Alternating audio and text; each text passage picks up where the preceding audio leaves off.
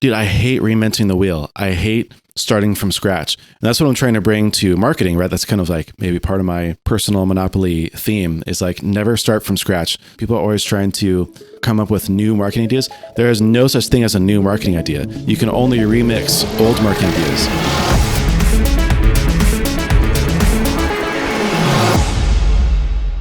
Corey, thanks so much for joining me on Meld, man. I'm really excited to do this for the second time after the first one kind of messing up for us.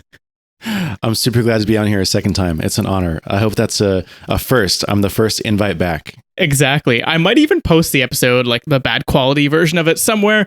But for folks listening, we're using Riverside.fm. It is a great platform, but for some reason, my audio it didn't record, so it was just completely silent. So I'm really thankful, Corey, that you're coming back so we can record this. Hopefully we can recapture that lightning in a bottle that we got last time. But it's a good segue because you're also using Riverside.fm for your podcast as well, right? Everything is marketing. Yeah, and it's been great. Again, like not perfect and no platform's going to be. They're still very early. I've been super happy with them. I've been using them for both of my podcasts, actually, Default Alive and Everything is Marketing. I don't think I've listened to Default Alive yet. Can you give me a little background on that? My friend and I, Chris Spags, he runs a SaaS business called JetBoost. It's like a plugin for Webflow, no-code tool. We actually met like a few years ago. I started like a Indie Hackers of San Diego meetup, and he had just moved to San Diego, just kind of like got involved in the Indie Hackers movement. He was one of the people who came to the meetup. We became friends. I made a little Slack channel, and then we started doing like these weekly calls where we just kind of update each other on what we're working on and like help each other kind of keep accountable and brainstorm.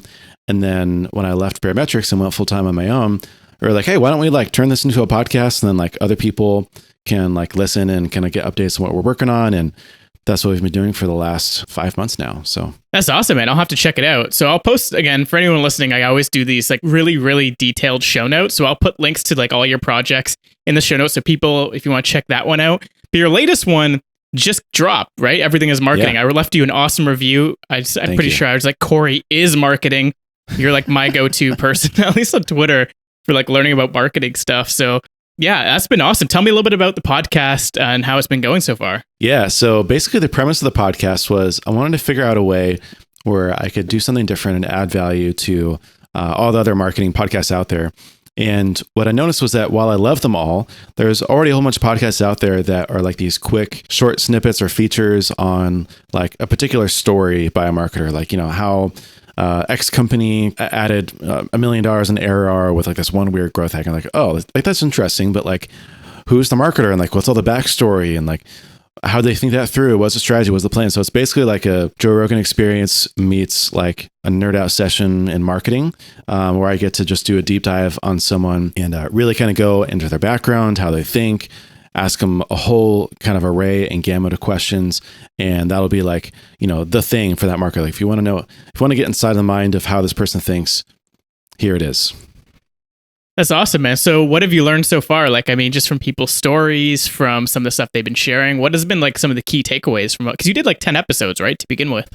Yeah. And that's also kind of core to the premise was it's under like the Swipe Files brand, quote unquote. And the core thesis for Swipe Files is, you know, to swipe ideas from other industries, other people, like to kind of curate this library and repository of things that you can draw from for your own marketing. So I wanted to do the same idea or the same thing for ideas and for, you know, for stories and what people were doing. And again, a lot of other marketing podcasts will focus on a particular industry or business type, or even like type of marketing. Like it'll just be like the e-commerce marketing podcast. And that's great. But my kind of thing, like what I want to bring to the table is that I want to encourage marketers to get out of their echo chamber, out of their like sphere of, you know, email marketing or like e-commerce marketing, and really get outside it and really like widen their perspective. And so I'm bringing on people from all sorts of different backgrounds, skill sets, types of businesses, disciplines, like what they're focused on.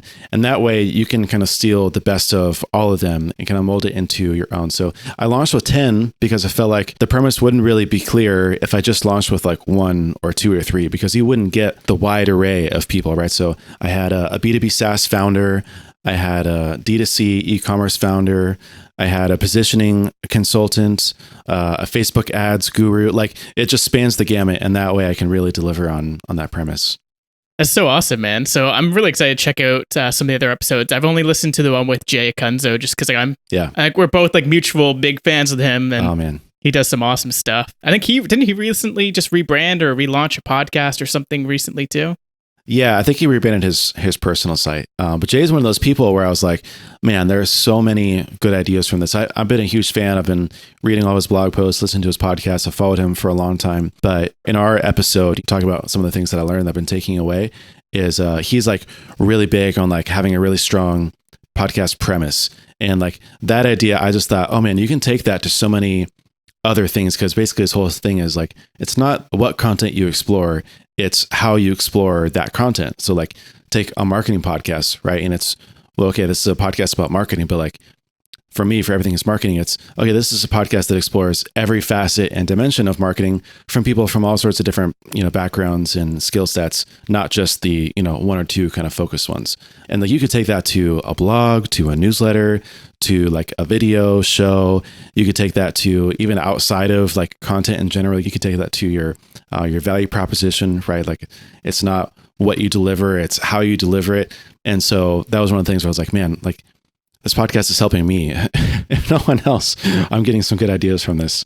Yeah, honestly. I mean, even just from him tweeting out a lot of that stuff too. Like if you follow anything he does, his blogs, his podcasts, it all kind of goes around the same thing. And I totally agree with that. For this show, for Meld, the premise really is for me to share with people tools, tactics, and strategies that will help them in their personal and creative lives. And well, the last episode we did record, we definitely got into there. We definitely did all those things. So I'm going to try to bring those back out. I still have some of my notes off to the side here, some things that I wanted to bring back up. And that's kind of one of the reasons I loved chatting with you last time when I had you on the podcast, because you are doing so many things and you've kind of taken this sort of like solopreneur path lately, which I think is so cool. I mean, I think we're kind of doing roughly the same thing. I'm doing a couple no-code projects myself on the side of this podcast. And that's one of the reasons I want to chat with you, because they're so awesome. I mean, seeing what you've done with Swipe Files, seeing how you've built Hey Marketers, all these projects that you've built using no-code and you've kind of done yourself. And then on top of that, doing all this marketing. And then it wasn't until recently that I knew that you actually created all those courses and everything. So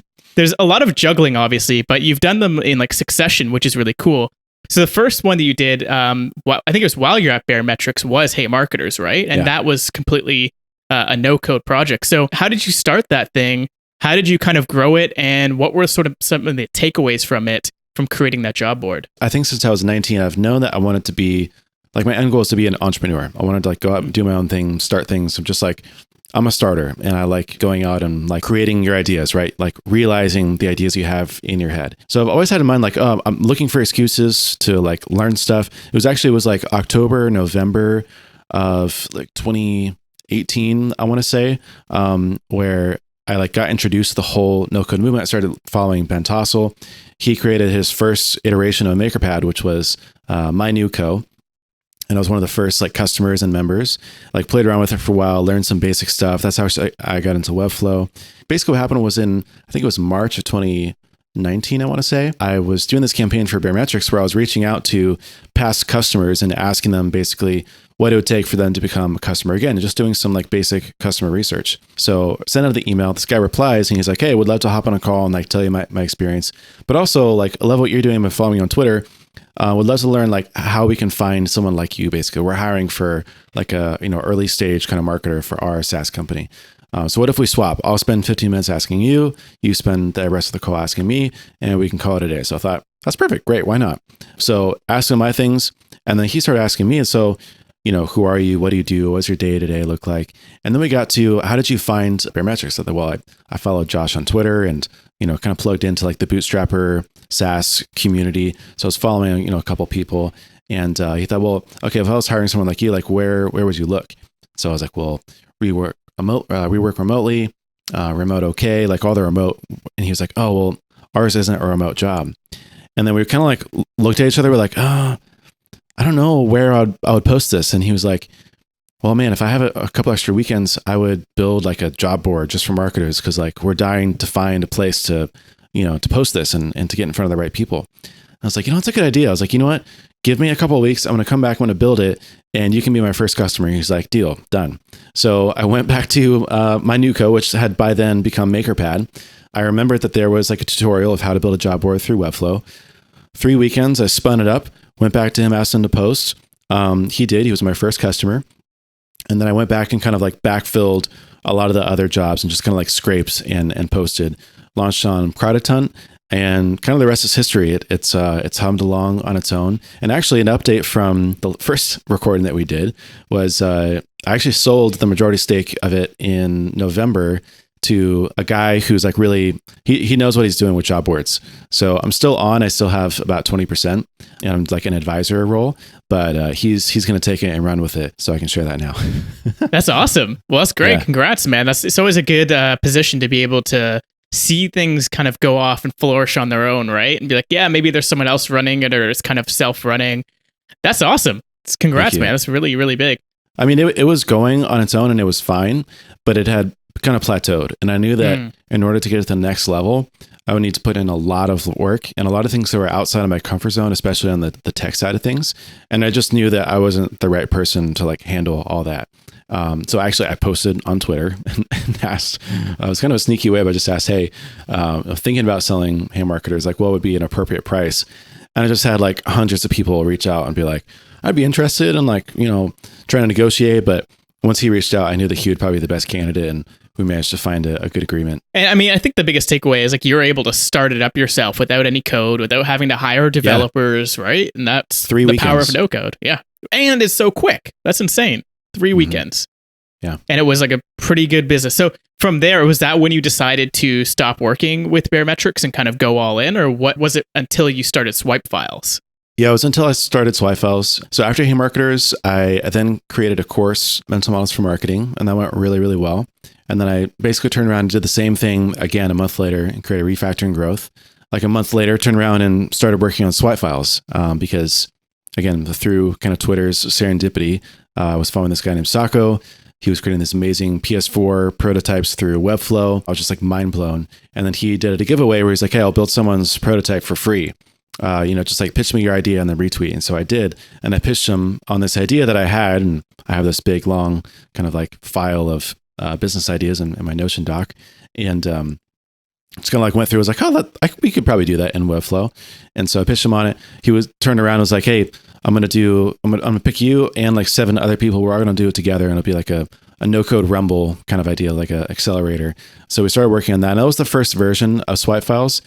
And that was like in the middle of the pandemic. Literally, it was March 2020. We broke ground on Swipe Files. And, I think at that point too, just being in quarantine, I kind of knew like, yeah, I don't really want to like work full time anymore. Like I'd rather do consulting. I was getting kind of bored. I knew that there was a lot of other things. And especially Swipe Files was getting really promising because even with like these weekly teardowns that I was doing, I was getting a good amount of customers and members. And I knew that there was so many other things that I could do on top of it that if I just had like the time and the focus to be able to do it, that it could be something much bigger. So in September, that kind of all culminated. And so I feel it's the main thing that I'm working on. It's not the only thing, but that's the thing that I think will help me unlock my time. And it's looking pretty promising. So there's a few things I want to get into from that. So the first one, obviously, just maybe you can explain sort of what Swipe Files as the community and as the product is. There's a few terms in there, so people might not actually know what a swipe file is. I think you mentioned it briefly at the very beginning, and you mentioned like teardowns. Yeah, totally. So I'm glad you asked because it is very much like marketing jargon, and a lot of other people don't know what it is. But it's a cool concept. I think it's actually really good for this show because I was just talking to someone else earlier, and they were like, swipe file is like a thing that's like really specific to marketing, but I told them actually no, it's actually.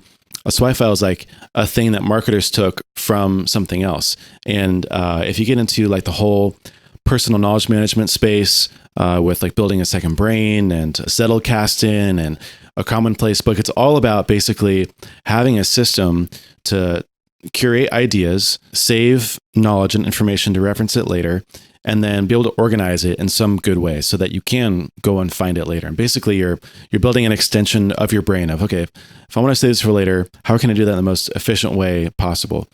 So we see this in all sorts of other industries. Like for example, in the like design space, they call it a mood board, right? Where you just like, you create a whole bunch of things that you like, and then like you take from that and create other mood boards for other projects or clients or whatever it is. Even authors keep a commonplace book. That was like their version of it. Now we're seeing, Tiago Forte really pioneered the building a second brain idea where he has Para and you build it all in a tool like Evernote or Notion. So a swipe file is basically like the marketing version of a Zettelkasten, of some sort of like file or system for saving ideas and being able to reference them for later. So you swipe it into a file. So any like landing page, any ad, any email where you're like, oh, that's a really good one, I'm going to save that for later so I can reference it. You swipe it into your file, whatever that might be. And again, it could be a Notion doc, could be a Google Drive. You could just drop it into your Apple Notes. Doesn't really matter. There's a tool I really like called MyMind. It's just mymind.com. That's like perfect for this type of thing because you can literally save anything and everything and then like search for it later. But that's in essence what a swipe file is. And the reason why I had the idea for swipefiles.com was I was creating the affiliate program for Baremetrics. And I was like, what the heck goes on a landing page to promote an affiliate program for a SaaS company? Like, I don't know. I've never seen anyone else do this. I mean, I probably have, but I haven't seen their landing page. I don't know what to put on there. So I had to go do a whole bunch of research. I went to, ConvertKit and to a whole bunch of others. And I just thought, and then I DM'd them, hey, why'd you create this way? Or like, what'd you change? Or like, what would you advise for us? And I was like, what if there was a place where I didn't have to go out do all this? I could just search and find, affiliate marketing landing page and then get a teardown of like what makes it great. Basically, why is this a good example? Because there's a whole bunch of sites out there. There's swipefile.com, there's swiped.co, and they kind of just curate anything and everything, which is helpful to a certain degree, but it's more helpful to learn why it was swiped, why it was saved. A teardown is basically like an analysis of something, right? In this case, a landing page, an ad, the good and bad of it. Essentially, you're commenting on it.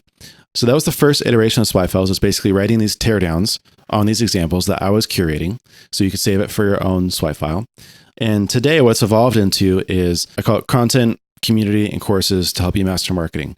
So the content is the teardowns. I also have like a database of like a curated swipe file just for you. If you need like a Kickstarter, just like save into your Notion doc. There's the community. So it's a private community built on Circle.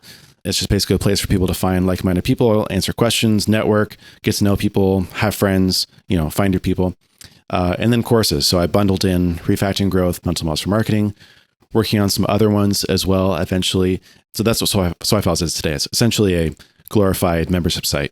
Yeah, totally glorified, right? Like literally in like the best sense possible. Like instead of just going in and just having like, maybe it's like, I don't know, it used to be just Slack channels. Now people are going on Circle, right? So circle.so, everyone's just kind of creating these like multi-channel community and then having a course with it. And then people can kind of learn from each other. But I like that you've added the content side of that. And that's really cool. You have like this sort of triad. And you just kind of mentioned something before we got into this, which is like, it'll help you unlock your time.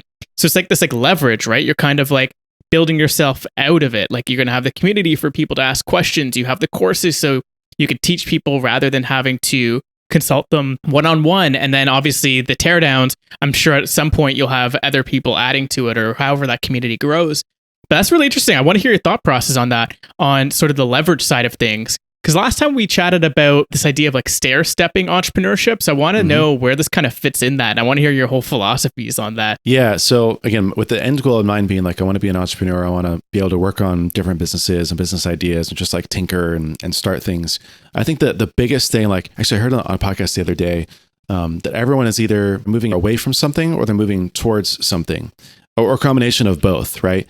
And I feel like the first step to really being an entrepreneur and like unlocking your creativity and like being able to work on what you want to is just moving away from and getting away from trading your time for money.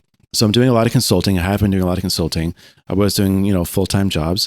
But having an asset like Swipe Files, where it's a membership site and it's recurring revenue, one day will hopefully unlock my time to be able to work on whatever I want to. And then there's no longer a relationship between how much time I put into it and the paycheck that I take home every day. And it's not in like a sleazy, like passive income sense, but more just in the sense that like I am scaling myself. And that way this thing is not dependent on me. And I'm not dependent on, putting in time in order to be able to, eat and put food on the table for my wife, my dog. And, So I felt like the first thing where I think, this is something that is clearly in my area of expertise. It's, if you think of like the, what's it called? It's, there's a Japanese word, but it's about the intersection of ikigai or whatever. Yes. Ikigai. Yeah. I forget how you pronounce it. I think it's, Ikigai. Yeah. But it's basically the intersection of like, what you love, what you're good at, what the world needs, and what other people need. And I felt like swipe files was something for me where I'm not a programmer. I love SaaS and I love software. That's kind of the background that I come from, but I can't do that right now. So what's something I can do on my own that will help me get out of this trading time for money? And swipe files is like, the combination of all these things where I felt like that could be the thing. And then I can go and do other businesses. I can do other side projects. I can build on top of it. But that first step being, I can unlock my time, remove myself from being the bottleneck on the amount of money that I make every month, basically. Yeah, I mean, that's the key, right? I think that's the way to go for sure. And I think the other thing you brought up, Ikigai, or as, I don't know, do you follow like David Perel? Because you're in the personal knowledge minute. Yeah, of course. I think we're in that same Twitter sphere of all those awesome people. Yeah, he talks about building your personal monopoly, right? So I think you're starting to build that right now. Definitely in sort of the B2B SaaS area and B2B SaaS marketing specifically. Now mixing that with personal management, it really seems like swipe files in particular has become sort of that like personal monopoly for you, which it's been so awesome to see. Definitely feels like it's like the base of something big. So it's really cool to kind of see you do all this stuff early on.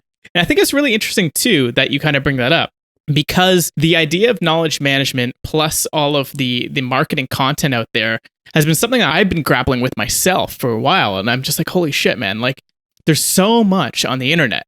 And then like me, more so on the design side, I'm like, okay, like there's so many websites to draw inspiration from. And then you need specific types of websites, like you said, like an affiliate landing page, or what does a good sign up page look like? Or what does like a really good integrations page, like whatever it is for SaaS or whatever kind of website you're building.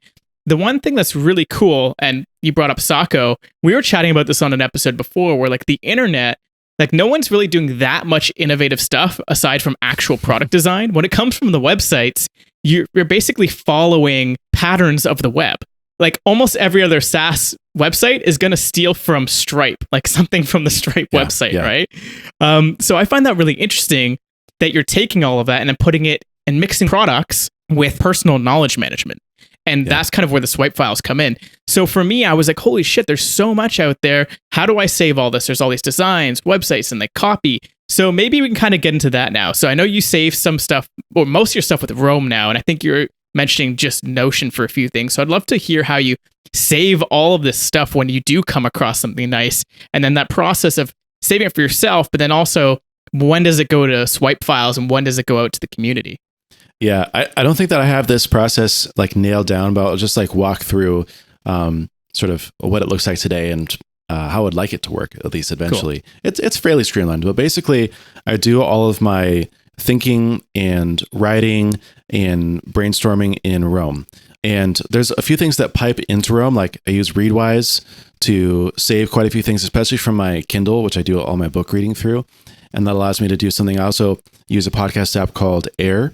I think it's technically air quotes. So basically you can take notes within a podcast episode, and not just like on a high level, but like for specific segments of audio. And that way I can like directly go back and reference that piece of audio. And so those both go and feed back into Roam. On the swipe file side of things, if I see something that I like, I'll save it in two places, which is My Mind, and then I'll save it in Notion. So Notion is where I actually keep like my literal swipe file. My Mind as well, but like Notion is like the thing that I reference, and that's what eventually makes it into swipe files for members, and then like that's how I create the database, and that's normally what I use for myself when I'm kind of drawing off of as well. And then My Mind is like kind of like a catch-all. Like I save everything through there: tweet threads, articles, images, ads, email, like everything gets saved in My Mind. So it's if it's not in one of those other places, it's probably in My Mind, and it's not. If I need it in one of those places, I'll probably find it in My Mind and duplicate it over there. But I think that that's probably the best like high level overview of how they all kind of work together. Yeah, that's awesome. And I just reached out to you the other day asking you for a link to get My Mind, and I actually started using it. It's amazing. I think it's such incredible. A great tool for designers, for marketers, right? Like it's so cool. My favorite aspect of it is that you don't need to go and kind of categorize things, right? It just uses AI to categorize it, which is insane. It uses AI to like pick out the colors from the image. So you can literally type in a color, green, and it'll show you all the images that are green. Like it's wild. Like it's really, really well done. There's a few things that I thought were like kind of changed my mind on things, because with Notion, and you brought up Tiago Forte's Building a Second Brain, that's very much like you're categorizing things and things have to fit in sort of a single box. But with my mind, it kind of goes all over the place. Obviously, you can just use the search, but how do you go about recalling some of the stuff? You mentioned like saving like tweets and tweet threads in there. When or how do you go and retrieve some of that stuff? Because I find myself like saving a lot of shit, but it's a matter of making it useful, right? Yeah. I would like to hear how you kind of go about that. Yeah, I mean, that's the whole reason why I like and I use Roam in my mind as like the most central places for how I reference and use something is because it's very decentralized and because there's links back and forth. With Notion, I tried using Notion to like organize my entire life, but I found myself overwhelmed with the amount of structure and like hierarchy that it required to just like keep it a sane system, basically. With Roam, I can dump everything in there, and like no matter where it is, as long as there's a backlink, I can like find it, and it's got a great search. Same thing with MyMind, that you can just type in. It's actually one of the reasons why I really like MyMind for personal knowledge management, is because you can type in just like a keyword, and it'll also find that keyword within an article, a tweet that you saved, like not just like the title of it or like what you tagged it, but like literally within it. I don't know of anything else that does that to that degree. So in that way, I actually have, as far as like making it useful, I think that the search is like the real key there, because nothing else allows you to search so powerfully other than Roam and MyMind, because then I can type in any keyword, any phrase, anything that I might like use to kind of like, oh, I know that I phrased it this way, or like I described it this way, or maybe this tag that I can find it that way, rather than going through folders and like trying to filter, which isn't always foolproof. I'm not even sure where to start. I have pretty good recall. I have like a terrible memory, short-term and long-term. Like I couldn't tell you literally what I did this morning. But if I'm writing something and I think about a specific theme, like there's tweets going through my mind of like what people said, and like I'm pretty good at finding it and referencing it later. And so MyMind and Roam are like really good ways for me to, like I know it exists. I just need to go find it. But most of the time I find myself using that recall to actually make it useful. But other times I'll just, if I'm kind of like drawing blank and, the cursor is blinking in front of me and I have nothing, then I'll just go through and start exploring. I think that's one of the magical things about it too, is like, it's not just like a linear kind of like path to like this one specific information. You can kind of like wander and meander and like, oh, that's interesting, I forgot to save that, or like, what is this about? And one of the other parts of this whole equation is for the intake is a tool called Mailbrew, and that's what I use for a lot of like the intake. So it's like a save later / central place for all of your RSS feeds, and so that's where I read all of my newsletters, a few blogs. I'll save things for later to read through, my browser, whatever it is. And that's another great way to then, I'll highlight it to Readwise, or I'll save it in MyMind. And then it's there, right? But sometimes if I'm not sure, also I'll just go scroll through Mailbrew and start meandering. I think that's a really good point. I think it was like last week, I went through David Perel's, he did like a workshop on how to write for the internet. It's on YouTube now. I'll link it. Have you seen it, or have you done his course or anything? I think I saw an early version. I was actually registered for his webinar, his like workshop last week, and I missed it. But I read all of his stuff like religiously. Yeah. I was just going through old tweets. It's awesome, today, actually. Right? Yeah, it's awesome. So I think he basically put all of that into this one webinar. It's on YouTube. I'll send it to you after. It was amazing, and he talks about the idea like you shouldn't have to like think about what you're going to write. It should be all there. Like, you should be saving the stuff. You mentioned like highlighting stuff from Kindle and like clipping stuff. It should be all there. And then the process of writing is really just putting things together, like clicking like Lego together, right? Exactly. And it's cool because I think, you do a lot of writing yourself, especially for the course. I'm sure it's the exact same thing when you're building a course. It's all these things that you found from book, from blog posts, from everywhere. And you're just kind of bringing it together and then making it easily digestible for people to consume and to actually transfer that knowledge, right? You're like, here's all this stuff that I could put together into a neat package and just plop it into your mind. I think we're all waiting for some sort of Neuralink where we can just hit download and we get it to our brain. But there's no fun in that, right? We want to be able to like go through the process. And I think that's awesome. And I think what's really, really cool here is that same process for design, right? It's like getting all these like design pieces and just plugging it together, especially for things like Webflow. You're either going to buy a template or you're going to get some sort of UI kit and you're just going to start smashing shit together, right? I think your swipe file site, wasn't that based off of a template? I think I own the same one and it's amazing, right? Yeah, it's fantastic. I'm super stoked that I managed to snag it and no one else I know is like really using it. But yeah, like there's no, my whole thing, I'm really, really lazy as far as like creating things. I'm all for. I've always been like a curator and a collector, and like a diligent note taker. And I'm always like writing down ideas. And I think it was actually, again, when I was in college and I had these long commutes, and I would just, any idea that popped in my head, I would just write it down. I got in the habit of, I had like this ginormous Apple Notes folder, just like ideas. And you get in the habit of that, and eventually you can make use of it later. But, now, like, dude, I hate reinventing the wheel. I hate starting from scratch. And that's what I'm trying to bring to marketing, right? That's kind of like maybe part of my personal monopoly theme, is like never start from scratch. People are always trying to come up with new marketing ideas. There is no such thing as a new marketing idea. You can only remix old marketing ideas. And in fact, you'll do yourself a favor if you study things that people did 50 years ago. If you study one of the people I had on the podcast is a woman named Ashley Levesque, and she was the marketer for a robotics manufacturer. And they had so many cool marketing ideas and things that were like, she was used to coming from like a traditional like retail space. So she was like, let's like throw on like events, and like, let's do cocktail parties, and like, let's do giveaways. And like, they like took the industry by storm because no one else had thought to do of that for like robotics manufacturing. Right. And so if you really get outside of your echo chamber, stop sitting down with a blank page and start looking at what other people are doing and trying to remix them for yourself. Yeah, totally. I think people have that like mentality. They have to start from scratch. It needs to be an original idea. I think like in a lot of things, even with products, you just kind of mentioned it there. Like there's no really new ideas.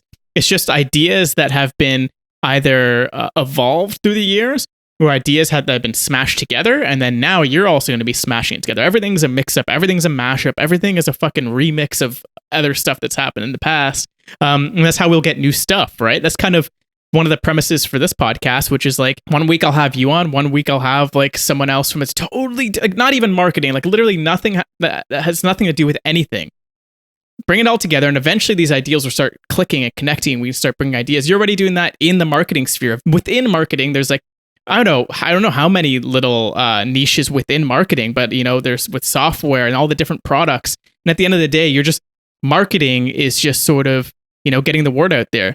But, I'm not going to butcher it. You're the expert here on this. I definitely want to hear what your thoughts are on like what marketing actually is. And, after going through all these different niches and subcategories of marketing, what have you found to be the essence of marketing? What works no matter what, tried and true across industries? Yeah. So if you really look at, I'll give you kind of like a couple different definitions that will help kind of triangulate how to think about marketing. And I encourage people to really try to start from a blank slate and really think from first principles when you think about marketing, because now, like just through like passive absorption, you start to gather all these ideas and assumptions and connotations about what a word means, especially something like marketing, which is very like broad and kind of ambiguous and can mean different things to different people. But try to start from scratch, think from first principles.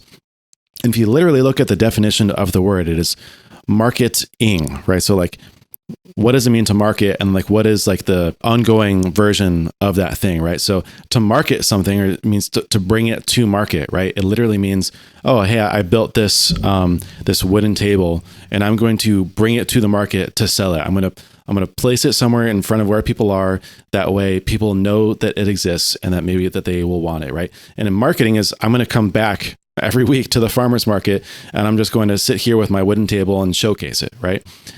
So we literally think about what it means to bring something to market. Marketing is to bring something to market. But I think a little bit more philosophically, the definition I really like is earning trust at scale. Because if we really get down to it, trust, especially today, is like currency. Everyone's attention is going, here and there, and you have clickbait, and you have like all sorts, like there's never been more sources of information and things that want your attention. And what happens over time is that people learn which sources of information and which inputs are signal and which ones are noise. Like which ones do I trust? Which ones do I not trust? And so you want to earn trust. Trust has to be earned. It can't be bought, right? There's a lot of different trust signals out there about, what's your authority? Are there endorsements? Are you telling the truth or not? Like basically, how can you tell if something is trustworthy or not? And then how can you do that at scale, right? So I would define sales as earning trust one by one or individually, whereas marketing is earning trust at scale. It's one to many, right? You can leverage sort of like the infinite scale and reach of the internet, for example, where there is no limit on how many people can come through the door or will pass in front of you in your store. It's, your store is, it's in the cloud, it's in the internet, like any number of people can come at any given time. And so you think about marketing that way as earning trust at scale, it really changes your perspective from here's something that I have and I want you to have it, so give me something for it, rather than like, let me help you with something. And marketing is actually an act of service. Like I'm gonna earn your trust. And it's all these exchanges, right? Where anytime people change hands, anytime a contract is signed, anytime a link is clicked, there's some sort of exchange with trust. Someone gives you their trust and you have to earn it. You have to give it back in return, because if it's clickbait, guess what? They're probably going to second guess it next time. Or if it's a really crappy product, they're going to return it, ask for a refund. They're going to, make a big deal about it on Twitter and kind of slam you online. So everything has to be earned, and it's these continuous exchanges. But that's how I would think about marketing. That's how I try to teach people too. Oh, that's perfect. Yeah, I love that. And again, that just totally brought up from our last conversation, you obviously bringing this concept up. And there's something that was the first time I've heard it, honestly, when you talked about it, and it makes so much sense.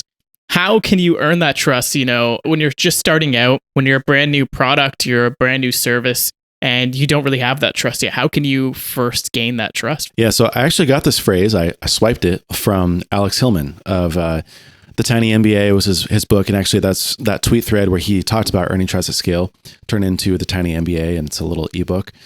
He's a partner at Stacking the Bricks and the creator of the 30 by 500 course. Awesome guy, really smart guy. And that really latched on to me. And actually the context of it is he has this phrase where he says that if done correctly, marketing and teaching look basically indistinguishable. So you really think about, okay, so what is teaching?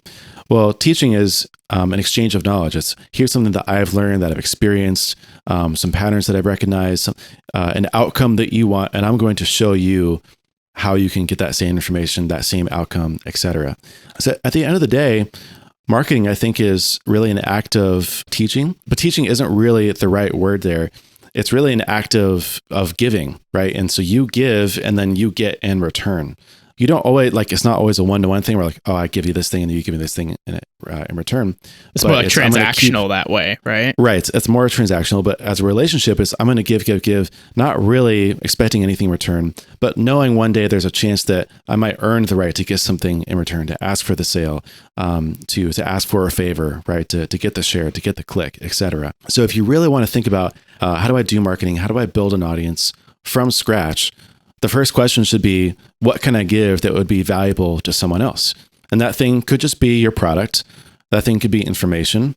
That could be something that someone wants to do that's completely unrelated to your product. In fact, I think a lot of the best marketers are YouTubers, because YouTubers figure out, what do people are searching for, and what could I make a video on that I could teach to someone else that they can go and do, and I will earn subscribers that way, I'll earn clicks, I'll earn ad revenue that way, right? So if we take that same approach, that's really where we get everything from content marketing to conferences with workshops and talks. Everyone is learning to get something, and if you have something that you can give them, then later you can exchange that. Again, actually it goes back to this idea of trust. Toby Lutke talks about this idea of a trust battery. And he says, think about making deposits and withdrawals from a battery. And if you're always making withdrawals from a trust battery with someone else, for example, where you share it, then eventually it's going to be depleted and you're not going to be able to withdraw anything else. There's nothing else you can ask of that person to give you. But if you're always making deposits, especially if you're making more deposits than withdrawals, then you'll always have something to withdraw. One day it might be a purchase, one day it might be a favor, one day it might be a click, but you're making those withdrawals and you have to keep making those deposits.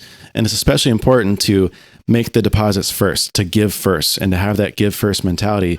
And then later you can withdraw, or you can make that ask later. In fact, I think I mentioned it last time, but I had this tweet a while back that was a little bit controversial. But I basically said, my theory is that anyone can replace their income and basically start a business by giving themselves 18 months, where the first 6 months you do something completely for free, and then you do a free year of whatever it is, of service, of membership site. This is mostly applicable to content, but it could really work across any industry if you wanted to. And then after that year, if you're giving value, because you've already built up the trust, you've given so much for so long, the money's going to take care of itself. Like you can charge whatever you want. You can charge any amount of people. Like they're going to be there asking or to take their money, right? Because you have something of value to them. And so that's where that give first mentality comes from, because if you're trying to build an audience by just taking and by just making asks and just trying to like manipulate people and do a lot of sales, it's not going to work because people don't have anything to reference. They're like, hey, dude, my trust battery is empty. I'm sorry, but like, I don't really want to do this with you. But if they're like, man, this guy, like David Perel, for example, he's taught me so much. I've followed so many interesting people from it. I've learned so much. He saved me so much time. Like the least I can do is buy his $2,000 course, right? And at that point, he's really, really earned it. And it's a no-brainer because he's given way more than I have given back to him. So to answer your question, I think if you want to start building an audience, you want to start marketing, just think about what you can give and how you can give it for a good long amount of time before you make any ask in return. Yeah, and I think like the big part there was giving yourself that runway, right? Like obviously This is so serendipitous because I was just reading, I think I mentioned this before actually on our last chat, and I definitely mentioned on like the last 2 episodes, 'cause I'm not done this book yet, but I've been reading Optionality by Richard Meadows. Highly recommend it. And if you're into Rome research, I'm pretty sure he's an investor and he helped them out in the early days, still helping them out, I believe. He mentions Rome in the book and he mentions Zettelkasten and all this stuff. So what was really interesting is he talks about optionality in the sense of like an on-off switch, and kind of what we're getting at here, especially when you're starting something new. It's like that's going to be like sort of like not your passion project, but it's going to be that thing that you want to start your entrepreneurial venture. You should have enough money saved up that you don't have to rely on getting money right away from that thing. In your case, it's swipe files, building a community, doing YouTube videos. Because if your income is tied to that content or the project or whatever it is you're putting out, then you're like, it's going to suffer, right? Because you're like, you're wanting something in return, and it's going directly against what you're just saying of like, putting deposits in and giving stuff away for free. You're going to be thinking about, I want, or I need that money. But if you have the money saved up, or, you go in parallel, you're working a full-time job or a part-time job, and that's paying your bills, then, simultaneously you could do these things, which I think is kind of the way to go. There's always this idea of like juggling more than one thing, and some people are like, oh, you have to go all in. Again, I think you're a really good contender of the opposite of being able to do multiple things. So maybe just for those people who are kind of thinking about that, how would you go about juggling multiple things? And you did that at the beginning, right? You were working on Baremetrics and doing a few things. How did you manage it? What have you learned? What are some takeaways? Was there something that you would have done differently, something you'd do differently now to make all these things work and reach that next stepping stone in the stair-stepping entrepreneurship? Yeah, I think that I'm definitely guilty, if I have to be honest, of trying to sort of monetize too early. Probably because not even because I needed the money, but just because I wanted to make sure that what I was doing was valuable enough to charge money for.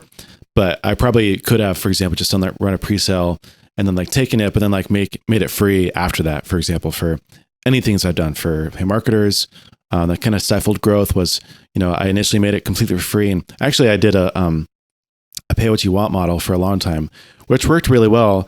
But I think that if I'd just done it for free for 2 years and then, got a really good amount of traffic and subscribers, then I could have charged anything I wanted to post a job. So now that's what we're doing is we made it completely for free, and we're still doing pay what we want a little bit, but like we're manually curating a lot of the jobs.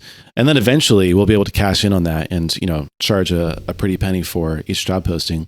Same thing with the courses. Could have done like a free thing at first or like a free run and then later charge for them.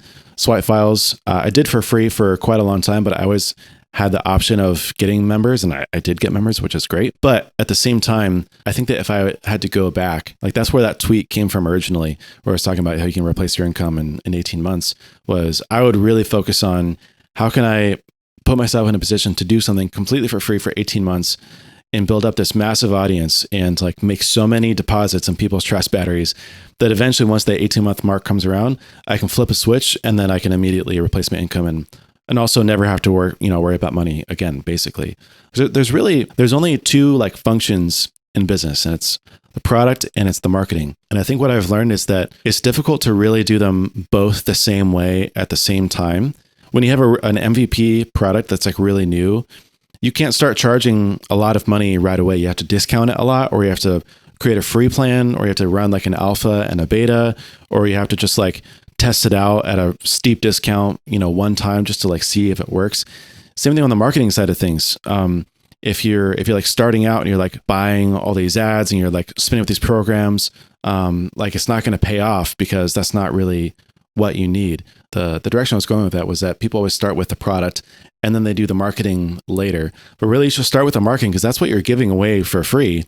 And then you should do the product later, or not do the product, but you should charge for the product a little bit later.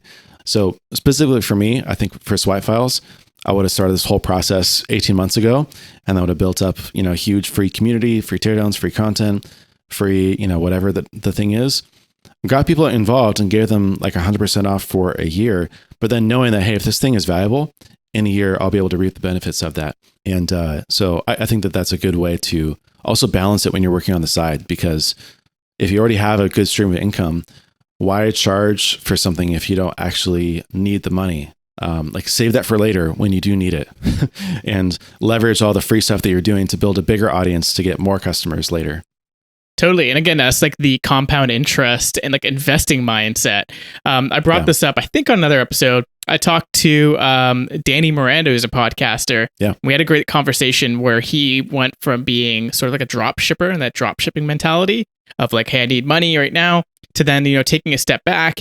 He went back to live with his parents during the pandemic, which I think a lot of people did because it's just an uncertain time. But then he said, hey, I could just like, bite the bullet, have some humility here, and continue living with them so that way I can focus on long-term stuff, which was like the podcast. He doesn't have to worry about monetizing the podcast. He doesn't have to worry about building community. He's just putting out free content. Yeah. And I think that's amazing. And I came back with it and I told him like, hey, yeah, there's kind of like two mindsets there. And like from the investing world, you're either a trader or you're an investor. Are you a trader or an investor? So he's like, man, I'm going to like take that. So I'm like, this has been a mental model that I've been now putting into so many different domains. And I think it works just as well with marketing. And it works exactly the way you're talking about it. Instead of like right away, like trying to do one-for-one transactional relationship, which will happen later on at scale, right? Once you've earned the trust, it eventually becomes very transactional at a certain point. But your product or your service or course, whatever it is, needs to be transformational, right? So it needs to have that sort of like compounding growth curve rather than like a linear curve. And I think that's like the perfect analogy, right? Because you want to optimize for the long term. You don't so much want to just right away be like a day trader, day trading people's attention and I guess trust in this point. Instead, you're investing it. You're making the deposits, the automatic deposits in hopes that in 5, 10, 20 years, however long it is, sometimes it takes that long to really get that growth curve. So that's been something that I've been bringing. But now it just brought something up for me that we haven't touched on yet that I really want to get into, which is mental models.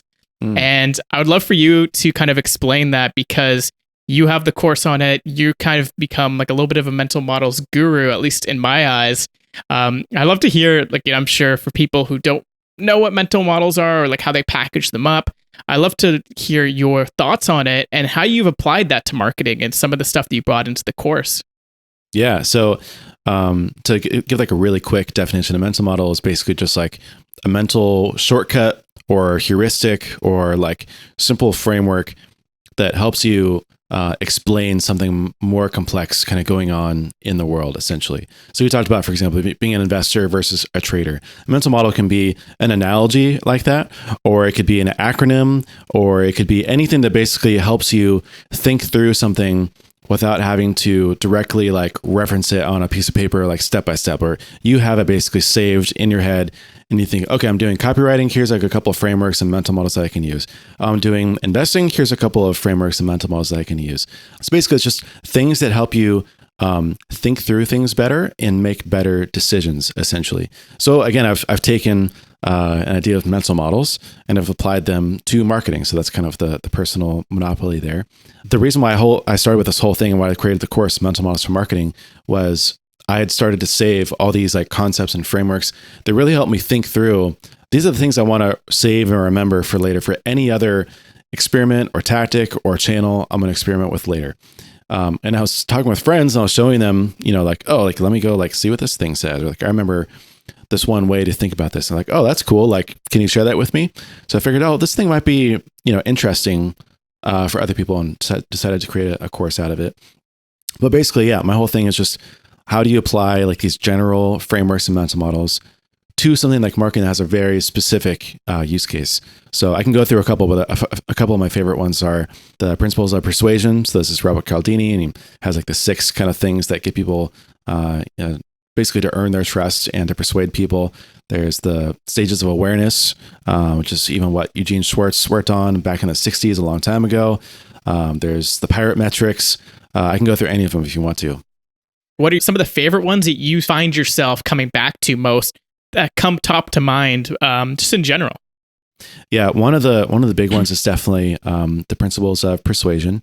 And I don't think that there's like, these aren't like the ones, right? There's right. more, there's different versions of these. There's like subversions of each one of these, but he talks about things like reciprocity, consistency, social proof, liking, authority, scarcity. And basically like, these are like the core pillars, according to what he says, of what gets people to do what you want them to do. So how do you get people to take action? So if you have these ingredients, then you know that you're going to have a better chance of persuading someone. And actually, in my studies and in studying a lot of these, principles of persuasion and mental models for marketing, actually, I felt like I kind of found like one of the granddaddies mental models of them all, which is a little bit lesser known. And again, thinking through first principles, which is another mental model, it's a little bit meta. It's called the human action model. And it's basically like what gets people to do something that you want them to do. How do you get people to actually act? And there's these 3 ingredients. Like 1, you need someone to be dissatisfied with their current state of being, wherever they are, whatever they're doing. People have to be unhappy, which is like a really sobering, kind of like interesting fact. But people have to be unhappy in order to take action. And speaking of all these kind of ideas connecting, I was listening to a podcast with Nir Eyal today about his new book, Indistractable, which isn't super new, but it's fairly new. And he was talking about how everyone is always trying to, again, talk about like moving away from something and moving towards something. Everyone, like all of humanity is always trying to move away from discomfort. We're trying to find something that makes us more comfortable. So it makes sense why the first ingredient for the human action model is that people have to be dissatisfied with their current state of being. Because otherwise, why would they do anything if they're perfectly comfortable with where they are and who they are? The second ingredient is you have to sort of like paint a picture and show them what could be. You have to show them an outcome, a transformation, a destination, something that they want. You have to create desire. And then the third ingredient is you have to show them a path that gets them from their current state to the future state of where they want to be. So from point A to point B. And it has to be like a realistic, achievable plan, because and this is actually one of the really key ingredients there, is that what's missing from a lot of marketing is a lot of people talk about, hey, like, doesn't this suck? Or like, here's your pain point. Are you experiencing this thing? Look at how great our solution is. But they don't connect the dots between the two. And they especially don't make it achievable or realistic. It's like, oh, you can totally do this, but it's going to cost you $100,000 in 12 months of your time, and it may or may not work, and you're gonna have to get on calls. And it's like, who wants to do that, right? Or it's like, you have to learn how to program. Like, who wants to do that? That's why no code is the whole thing. You have to learn how to do fill in the blank, right? And so that third ingredient of a plan that makes it achievable and is realistic for people is a third thing there. So again, that's another mental model for you. It's the human action model. I think more practical mental models is actually the stages of awareness. So again, this is something that Eugene Schwartz, kind of one of the OG American marketers, talked about. But he talked about how there's different milestones mentally that people need to achieve in order to get to the final stage of a sale. And he frames it in reference to levels of awareness or stages of awareness. So at the very right end of the spectrum, you have most aware, and it's basically like people know exactly what you sell, what the offer is, why they need it. Like, they just basically are at the point of pulling the trigger, of making a decision, of saying yes, signing the contract. You take one step back, you have product aware. So people know what you do. They're just not sure if you're the right solution for them. They have objections, hesitations, anxieties about switching. You take one step further back to the left, you have solution aware. So people know that you exist. They also know about all of your competitors. They're just not sure which one they should explore and how they compare. And then you take one step back, you also have problem aware, which again is people know, I know I have a problem, but they don't know that there's a solution for it quite yet, or what the right solutions are, how to think about it. And then the final one, the fifth one, all the way to the left of the spectrum, is unaware or completely unaware. And so again, these are people who are satisfied with their current problems, basically. Like they're not even sure that they have a problem. They're just perfectly fine, signing things on paper and faxing it over. Like they're stuck in the old world or stuck in the old way of doing things. And the way that this applies is that for everything that you do, it should fit into purpose of moving someone across that spectrum to becoming more aware. So think about, for example, if you're a completely new product in a new category and people aren't really even sure that they have a problem, then you're going to have to do a lot of teaching and education. And so telling them, hey, like this is a brand new thing, and like look at this like magical widget that we have. It solves your problem. You're like, do I have that problem? I don't have that problem. Like, what is this thing? Why should I care about it? I don't care about it. So you have to do a lot of education, actually like pinpoint, hey, you do have this pain. If this is you, like this is something that you should be aware of. Whereas if you're in a really competitive market, like CRMs, for example, let's just take like B2B SaaS. Everyone knows what a CRM is, what it does, what pain points it solved. They just need to know how you do it better than everyone else, right? So in that case, everyone in that market usually is very product aware. So don't waste your time talking about how important a CRM is. Just get straight to the point about what's different about you and what the features are and how it specifically caters to them in specific. So you can take that across any one of the stages of awareness, the 5 stages, and think about which stage is most appropriate to the audience I want to reach, and how does that change the way that I would market to them, the message that I use, the offer that I make, the way that I describe it, what's on my landing page or different sets of landing pages, ads, emails. Just tailor everything you do to which stage of awareness you think your audience is in. That's really interesting. And I think bringing that into the CRM space, I was just playing around with Outseta today for a product I'm working on. And, we're building our CRM, and there's like the pipeline, right? The sales pipeline. And It's kind of like exactly what you're saying. Maybe it's like you take that heuristic, you bring the stages of awareness in there so you know where they're at. But how would you even know like at what stage they're at? Would you just go out and start asking them? Because it's really, I guess you don't really know, right? Especially a cohort in general. I guess maybe a really good example of somebody we've been bringing up is like Notion, right? Like if you go on their website now, it's kind of like explaining what the product is. People don't know that they have a problem, but they're kind of like hitting a bunch of different problems. You could use it for school. You could use it for your CRM. You can use it for note taking and all these different things. So especially when it's something very wide like that, you don't really know where they're at. So how would you go about finding out what stage of awareness they're at? Because I guess or do you just hit every single stage and do like I don't know, Facebook ad that targets like one stage of awareness and then one that does another one? How would you go about setting that up? I'm very glad that you asked, because the traditional way of thinking and marketing is let's just test it and let's just experiment and let's just like throw spaghetti at the wall and see what sticks and we'll figure it out. We'll probably like blow some budget in a couple of months, but like we'll figure it out basically. And again, I think that that's a very wasteful, terrible way of doing things where you're just like reinventing the wheel and starting from scratch as usual. The mind-blowingly simple and easy tactic is to just ask your customers, like quite literally just get on the phone, get to know them, ask them questions. You can be more, strategic and intentional about it, but literally get on the phone, listen to your customers, jot down notes, get a transcription, and then figure out where do I think that this person is? Because even you'll find that there are different sets of customers and people in your audience that have sort of like different stages of awareness, that have different levels of sophistication. Something like Notion, for example, is very broadly applicable. They have like 100 of different personas and segments that they could go after, each one with a different outcome that they're looking for, with a different stage of awareness, with different pain points, with different things that they're looking for, like different solutions that have a different frame of reference of what they're comparing it against. If it's someone like, if my mom picked up Notion today, she'd be comparing it against pen and paper, right? For me, I'm comparing it against like Rome and like a bunch of other like really, bleeding edge type of tools, right?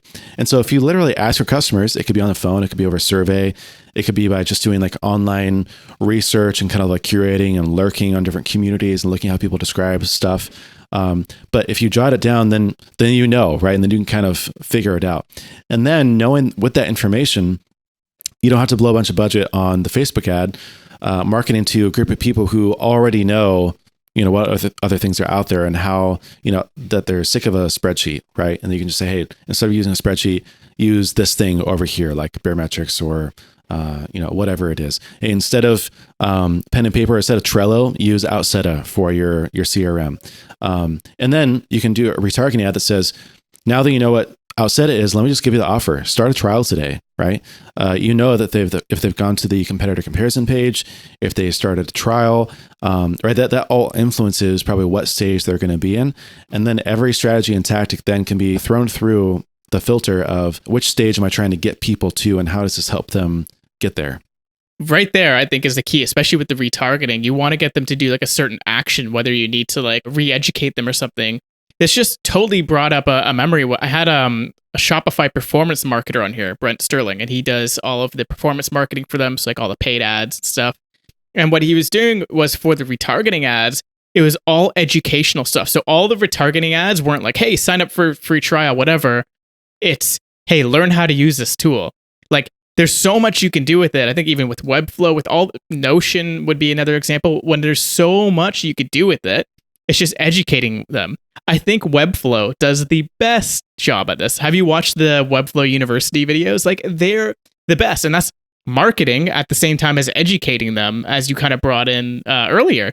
It's like you're learning how to use this tool, but also it's the perfect example of what that brand's all about. It's comedic. It's really thoughtful. It's smart. Like, you're like, oh shit, like I trust them. Again, bringing that back. I really trust these guys. They're teaching me something. I'm going to learn how to use this. So I think that's an excellent model. Yeah. I mean, even to take that mental model one step further, you think about who you're marketing to and the market in general. When you have a strong brand, like what does it actually mean to have a strong brand, have a lot of brand awareness?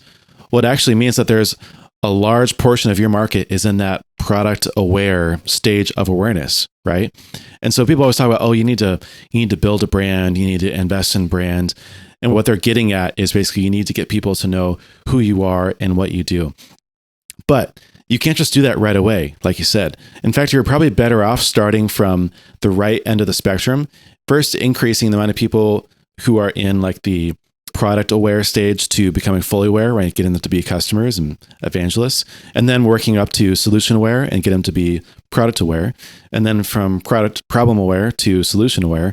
And then finally from unaware to problem aware. And then like that whole group of people who are in each one of those stages of awareness grows over time. And that's what really makes a strong brand, is you are the one doing the educating, doing the uncovering the problems, doing the teaching of what solutions are, doing the teaching of what and who you are. But a brand is basically just your reputation, right? How many people know you and what do they know you for? If a lot of people in that product aware stage, especially, that's really what it looks like to have a strong brand, quote unquote. Right. That's like Zoom over the last year, right? Like Zoom has become a verb, right? That's when you know you're doing something well, like when you're Googling something or someone, or you Facebook me, or let's Zoom. I don't know how Skype allowed Zoom to overthrow them that quickly, but that was just wild, man. Like, now people just know Zoom is like video call. Let's go on a Zoom call. Even if we're on Google Meet or something else, it's a Zoom call now. So that's interesting. So really, another part of marketing really is just awareness, right? So it's earning trust and gaining awareness. It kind of seems like if you can do those two things, like it'll kind of like the problems will all solve itself. People are obviously complicating things, especially I think you mentioned earlier with the D2C space. Like shit's overcomplicated, man. Like people have been complicating things. It seems like just for the sake of it, almost.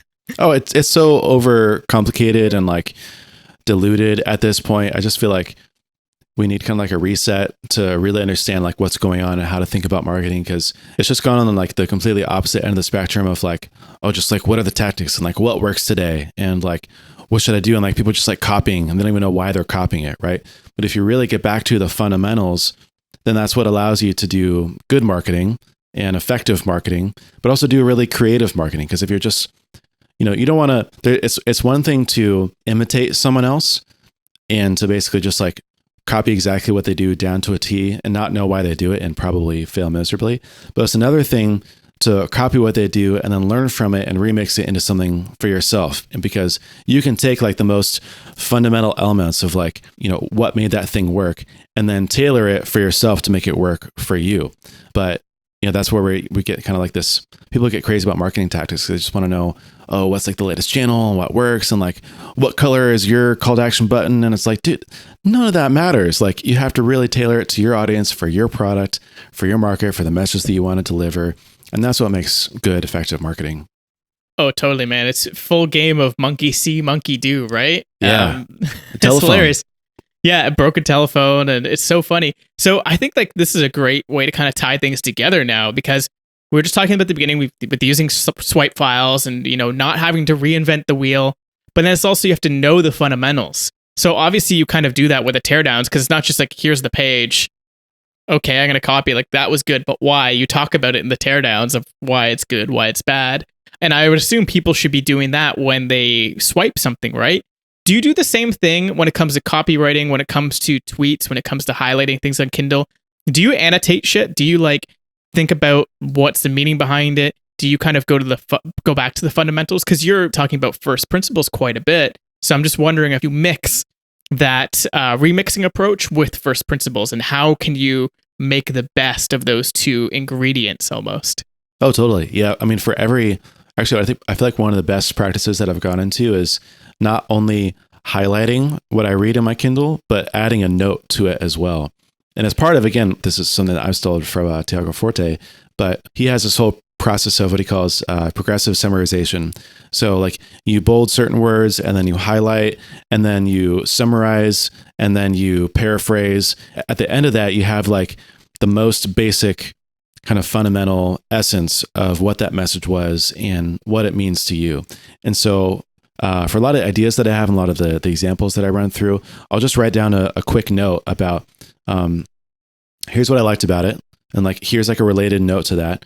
Here's like a paraphrased, kind of summarized version of this. And like, here's how I would apply this to myself. Even today, I was reading an article about how David Perel grows his newsletter list. And they talked about how he uses email courses as a way to get people in and to get people engaged with his emails right away. And so I, highlighted it, imported it into Rome. I got the quote, I got everything there. And then I wrote about, I thought I can literally pull it up right now. But I said, David Perel does a few email courses like 5-day Twitter course, 7-day writing course, 50 days of writing. I could take this for myself. And then I literally wrote down, 5-day Twitter course. Like, why would he choose that? Well, actually, that leads into one of his courses, I think How to Crush It on Twitter or something like that, basically. So, okay, interesting. Like, I think it works for him probably because the email course is directly related to one of his products later. So he's doing some teaching, some education. He's kind of like giving a taste of it. One of his other ones is a 7-day writing course. And actually, I just created this workshop for the Product-Led Summit a few weeks ago. And I created a workshop called The 7 Habits of Highly Effective Marketers. So I thought, oh, that's actually a pretty good like parallel and equivalent possibly that I could use for an email course. And I never considered it that way because it had just lived as this webinar workshop. And actually, I could actually remix it and repurpose it into an email course. And then I noticed he had one called 50 Days of Writing. I thought, oh my gosh, 50 days. Like he actually sat down and wrote, 50 emails, one per day just for this email course. So I was exploring, I was looking through it.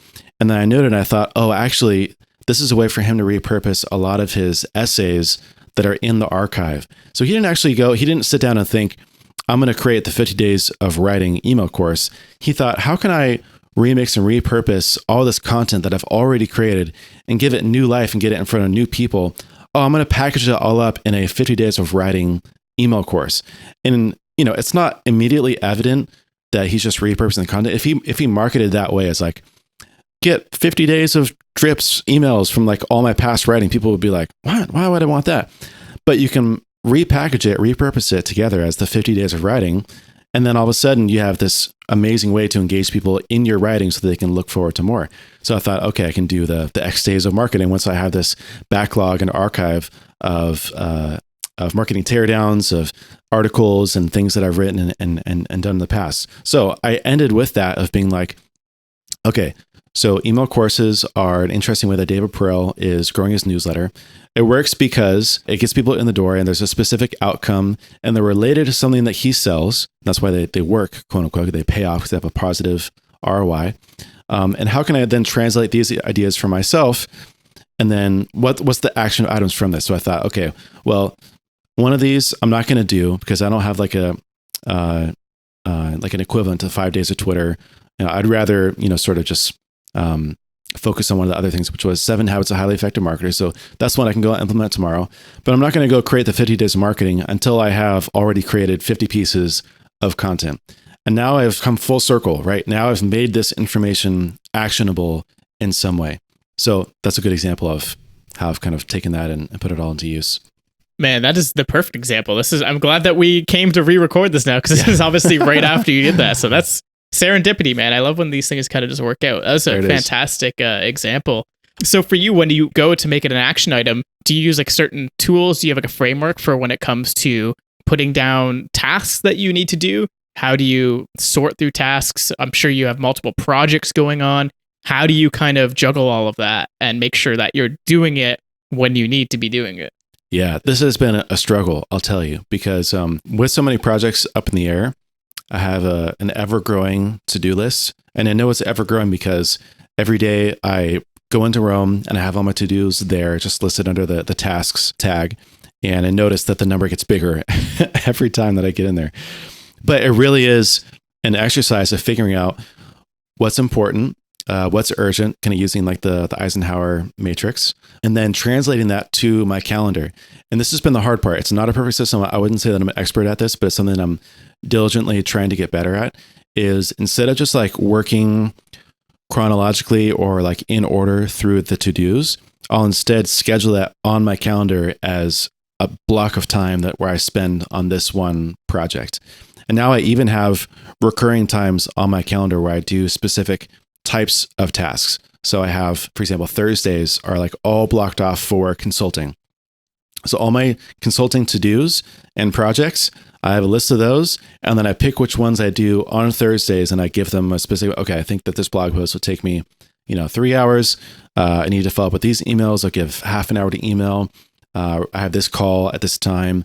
And now my whole day is kind of scheduled out, and I know that I can achieve these things within this day, right? So same thing with like Tuesdays. Tuesdays are for myself. It's like my deep work day. And so I have a whole block of time already specced out for, this is my writing time. I'm going to go into Rome. I'm going to look at my like in progress blog posts that are, being assembled, and I'm going to continue to assemble. I'm going to put, pen to paper, or basically fingers to keyboard, and I'm just going to type, and I'm just going to get things out of my brain onto something. I don't know exactly if it's going to turn into something legible or interesting, but I'm just going to continue to work on those types of things. But it's a struggle, to be honest, because really at the end of the day, it's hard to know if what you're doing habitually is actually going to result in the things you want. And this has been another, again, like mental model for me, is learning to prioritize outcomes instead of output.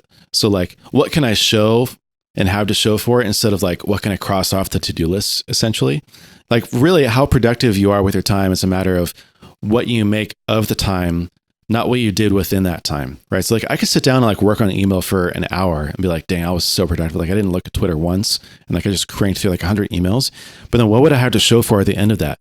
Was that really that important? Could I have just like deleted all those emails and saved myself an hour that I could use to something else, right? And so the difficult part is figuring out, are all these things that I'm doing right now, like, this Deep Work Tuesday, is that going to result in an article this week? Like sometimes it doesn't. Actually, a lot of times it doesn't. I'm doing a lot of assembling right now. But pretty soon, I'm sure that's going to start paying off. And then I'm going to be able to produce 1 or 2 articles a week. And now, like the time that I've spent a couple of weeks ago doing a lot of assembling, I'm going to start to see the outcome of that. I'm going to have something to show for eventually, and I'll get in this cadence of it.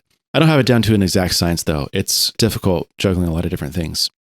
Yeah, and I think it just is difficult in general. We're not really wired for that, right? Like we have all these extensions, second and third brain some of the times, right, to manage this. And I actually saw a tweet today. I was like, actually, by having these knowledge management tools and having these things, it actually does stretch us further than we should be going. And we realize after it's too late, like, oh my God, like you said, with your list growing and growing and growing, you're like, holy shit, I would not have been able to even keep up with that amount of stuff if it weren't for these tools. Even if it was on a piece of paper, you would have started crossing it off, crumpled up, like, nah, I don't want to do that. But now because we have all these tools, unless it's like automated, it's like, holy shit, man, like it's really being overloaded. And just to bring something in perspective, Elon Musk is someone who probably does like the most amount of like high level shit. Oh yeah. And I don't know if you listened to the last Joe Rogan episode with him on there. Joe Rogan was asking him, he's just like, so what's next? You know, you guys are doing the semis, you guys are doing the Cybertruck, you guys gonna do planes? And then Elon just like looks, stares into the abyss, and he's just like, no. You know, I asked myself, you know, it's like to my brain, I'm like, should I do an airplane?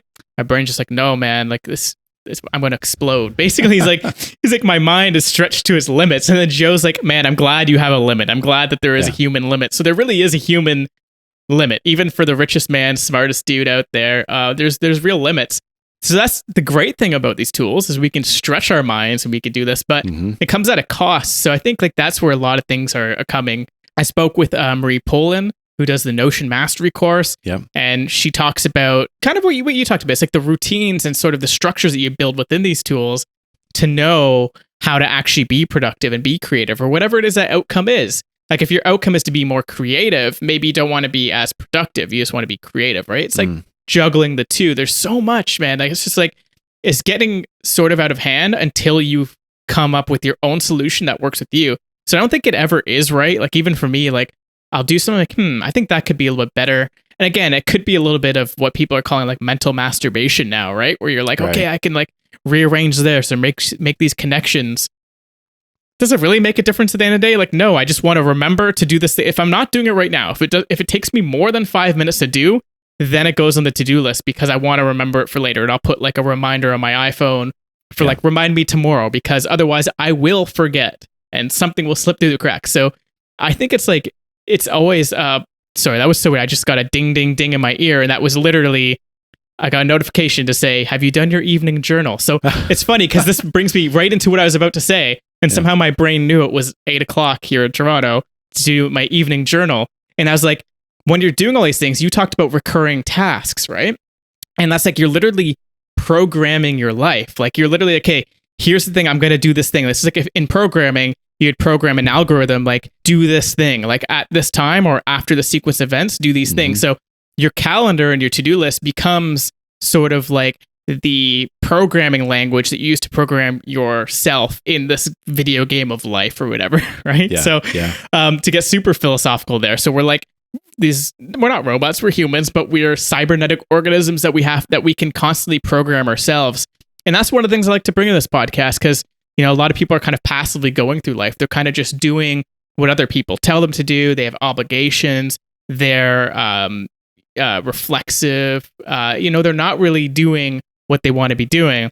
And you brought it up earlier, kind of with that entrepreneurial mindset of like being a self-starter and doing your own thing. So you have to be able to program your life. So it's interesting to hear some of these strategies that you've employed. I'm sure you'll get better over time because you're thinking about it all the time. Like I want to do better at X or Y. So yeah, there's been a lot there already that has been really, really helpful. Yeah, I think too, like getting away from, there's all sorts of these like residual ideas and practices that we take from like outdated or basically even like irrelevant industries or businesses or just like, I guess like cultural norms even.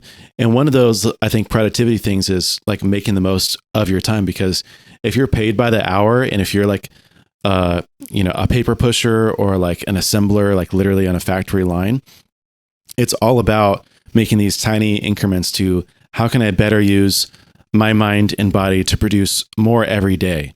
But especially when you're an entrepreneur, that does not exist anymore at all. Like you are the one designing the system and you are the one delegating to other people. But most of the time it's not really, there isn't that same analogy of like, how do I do more every day? How can I get more out of myself? It's how can I do higher leverage things that will pay off later? And what can I do now that will help me with this next thing I want to do? Like, what's the order of operations here that I really need to think through this? Like, especially for me, there's there's a lot of things that aren't technically productive that later help me with something that I can feel like is productive. For example, there's like customer research. Like when I'm really sitting down and I'm consulting with a client, it kind of sucks, but I have to spend a lot of time talking to customers, getting to know them, building out like a profile, reading through transcripts, just so that I can understand them, so that I can do the marketing that is going to work. Because what will happen if I don't do that is I'm going to go do a whole bunch of things that I think will be productive, but at the end of the day are going to fall flat because I didn't do the hard work in the beginning that was quote unquote unproductive, right?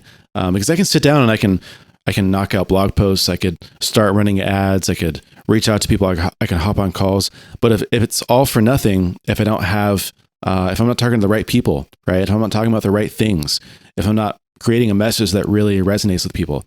In fact, for SaavyCal, one of my consulting clients, one of the first things that we did was I sat down and we reworked the landing page, because I knew that it's not going to feel a lot like at the end of this, I'm going to spend 30, 40 hours on this landing page. And at the end of the day, it's just going to be like different words on a page. Like it's literally the number of different words is going to be like 50. And then I'm going to say, okay, for my 40 hours of work, I created 50 different words on this page. But the end result is that more people are going to sign up every day. More people are going to get it. Because more people get it, they're going to refer it to more people. For any marketing thing that we do in the future, we're going to convert more of those people into happy users and customers. And I'm not going to see the results of that productivity today, but I'm going to see it a year from now, 2 years from now, 3 years from now, 4 years from now. And we're going to reap the benefits of that for a long time. And so it all goes back to the delayed gratification of just like, how can you be an investor instead of a day trader? And for everything that you're doing, like just thinking, what am I doing today that's going to pay off a month from now, 2 months from now, 2 years from now, instead of at the end of the day where you feel like, okay, this is what I get that's what I have to show. And this is what's I can feel reasonable charging for. Totally. I think that's a great way to think about it. And that actually brings me just to one of the last questions. I actually didn't ask you this last time, but this is a perfect way to bring it up. You mentioned just kind of changing a few words on the landing page. So what actually does make good copywriting? Like if you're getting that granular and you're really thinking about every single word with so much weight to it, how do you go about figuring out correct copywriting in whatever? I'm sure it's different, obviously, in every situation, but what is something that you look for when you're working with clients, when you're building out landing pages? What are some of these copywriting things that you always come back to? I'll reference a lot of things that we've already talked about, and it'll probably make it a little bit more clear and tangible. But the first thing absolutely is to pick a stage of awareness that you want to sort of let your landing page appeal to those types of people. So when I sat down with SaavyCal, for example, it's a Calendly alternative and competitor. And there's all sorts of other Calendly alternatives and competitors as well. Most people, I shouldn't say most people, but there are a lot of people with the type of people that we want to reach, which are people like in tech savvy people who know about something like Calendly or even using Calendly in particular. So again, for the landing page, I'm not going to be describing why someone should use a scheduling link and like what the benefits are, because I'm just going to be rehashing old information. I'm going to lose their attention. So specifically for SaavyCal, I figured, okay, a lot of these people are solution aware. I need to make them product aware of SaavyCal. They already know the pains and the problems of, Calendly. They know the pains and the problems of not using something like Calendly. So I'm just going to really focus in on how SaavyCal is unique. And then maybe later we can work our way sort of backwards or to the left, and we can go more, problem aware or unaware to do more kind of educating. But for early stage, you have to pick kind of one in particular that you really want to cater towards. And then that really dictates a lot of the other things that you do, right? So above the fold, quote unquote, so anything you can see directly on the screen when you first hit it, you want to catch someone with a headline, some sort of paragraph, an illustration, and a call to action. And so within a lot of the customer research that I did, which is really the cornerstone of a lot of marketing and how you should start with any sort of thing that you do, whether it's designing a new landing page or running an ad or creating a whole kind of marketing plan and strategy, is to sit down with customers. And we were kind of moving on an accelerated timeline, so I didn't actually talk to a lot of customers, but thankfully there were a lot of people talking about Calendly online. And since that was the main competitor that we were trying to frame against, there was lots of tweets for me to go through, testimonials and reviews on places like G2 and Capterra, where I could see what people liked and didn't like about it. And in particular, with the unique kind of attributes of what Derek had built with SaavyCal, we figured that we could really hone in on a couple of key differentiators. I'm also, by the way, like, this is not new stuff. This is all stuff that April Dunford teaches in her book, Obviously Awesome. Her whole kind of playbook is figure out the competitors and alternatives, and then figure out the unique kind of attributes, figure out the value that those attributes unlock, who cares about those things, and then like what's an overall kind of category descriptor that helps people kind of think about it and put it into reference. So you start with customer research, and what I found was that there were a lot of people talking about this one particular kind of pain where they just felt like Calendly was like this weird power dynamic where like it felt weird sending their scheduling links. So we wanted to appeal directly to people who knew about scheduling links, wanted to use the scheduling link, but just felt like the scheduling link they had today was a little bit weird. So again, they're solution aware. They're also problem aware. They know the problems, but they didn't know about something that could specifically fix that one particular problem like SaavyCal could. And so literally the homepage reads today, probably if you look at it, is sending your scheduling link shouldn't feel weird. And that was the exact words that someone used in a tweet. And so one of like the copywriting kind of like hacks and secrets, this is, it doesn't matter if you're like a junior copywriter or like one of the best, all the best copywriters literally use the exact words that customers and users have said in the past. Because what better way to source that information, to swipe it, than to use the exact words the customer, like, you know that it's going to resonate because a whole bunch of, in fact, the one that I used was this viral tweet about Calendly. So I was like, I know that a lot of people are going to resonate with this message because this guy's already done the hard work of choosing this specific language, and then people have reacted to it. They've retweeted it. They've commented like, yeah, why is it like that? Why does it feel weird to send my scheduling link? And then the unique differentiator was, hey, we have like this overlay feature where instead of like flipping back and forth between your calendar and your Calendly, we'll just show your calendar on top of the calendar of the person that you're booking with. And that'll make it really, really easy. And there's a bunch of other things that you can personalize, and you can like pre-fill so that it's only like one click to schedule and things like that. But basically it removes the power dynamic and makes it not feel weird to send your scheduling link. And then that was a call to action. Was, hey, it's free, get started in minutes. And there's finally, our kind of tagline is finally a scheduling link that both the recipient and the sender will love, because the gripe with Calendly is that the person sending the link is really the only one who's benefiting from Calendly, essentially. To recap, how do you build a good landing page? What are the copywriting techniques? Figure out the stage of awareness that you want to target. Do a whole bunch of customer research. Figure out the exact words that people are using. Kind of copy and paste. Like, it's not copywriting, it's copy pasting essentially onto the landing page. You can do some like rewording and rephrasing and kind of massaging, finessing of the actual words and language, but then really focus in on how do you deliver on the value proposition that will get people to go from whatever stage they are in now to the next stage that they need to in order to sign up for the product or to learn more or to request a demo.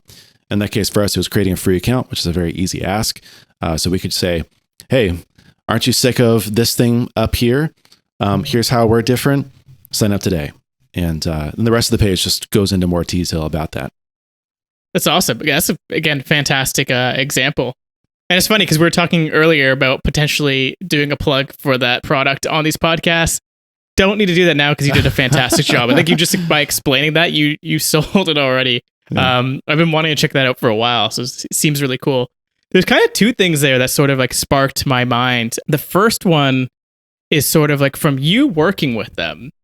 Do you think about, I mean, your payment obviously right now as a consultant, I don't know how you charge, but do you ever think about sort of like an equity model of like, hey, like if you are going to move the needle that much as a marketer, like have you ever thought about doing like an equity kind of share in some of these early stage startups this way? Oh, absolutely. Instead of being an investor, you're investing your time and your resources and knowledge, right?